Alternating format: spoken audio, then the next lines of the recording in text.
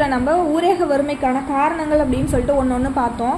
இப்போ வந்து அதை ஒழிக்கணும் அப்படின்னா என்னென்ன கவர்மெண்ட் வந்து நம்மளுக்கான திட்டங்களை ஏற்படுத்தியிருக்கு அப்படின்னு சொல்லிட்டு கண்டிப்பாக இதுலேருந்து ஒரு கொஷினாவது கண்டிப்பாக கேட்பாங்க. ஓகேவா? ஃபஸ்ட்டு வந்து திட்டங்கள். ஓகேவா?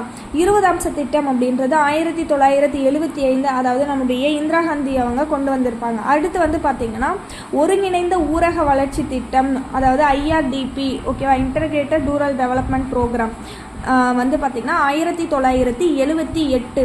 அடுத்து ஊரக இளைஞர்களுக்கான சுய வேலைவாய்ப்பு பயிற்சி ட்ரைசம்னு சொல்லுவோம், இது 1979.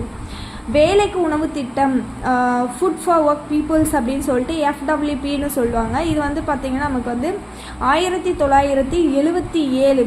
அடுத்து தேசிய ஊரக வேலைவாய்ப்பு திட்டம் NREP. ஓகேவா? நேஷ்னல் ரூரல் எம்ப்ளாய்மெண்ட் ப்ரோக்ராம் அப்படின்னு சொல்லுவோம், இது 1980.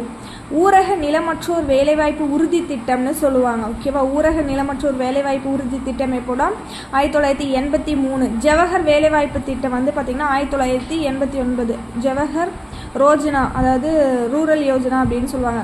ஓகேவா? இது வந்து யார் கொண்டு வந்திருப்பாங்க அப்படின்னா நம்முடைய ராஜீவ்காந்தி அவர்கள் கொண்டு வந்திருப்பாங்க. மகாத்மா காந்தி தேசிய ஊரக வேலைவாய்ப்பு திட்டம் 2006. பிரதான் மந்திரி ஆதர்ஷ் கிராம சதக் யோஜனா, கிராம சதக் யோஜனா வந்து பார்த்திங்கன்னா 2010. பார்த்திங்கன்னா பாரத் நிர்மன் யோஜனா 2005.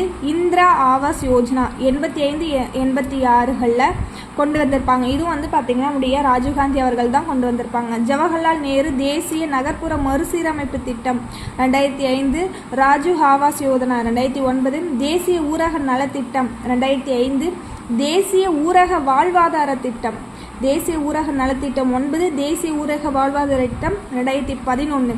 தேசிய உணவு பாதுகாப்பு திட்டம் 2013. இதன் அடிப்படையில் தான் மாநில உணவு பாதுகாப்பு திட்டம் வந்து பார்த்திங்கன்னா 2018 கொண்டு வந்திருப்பாங்க.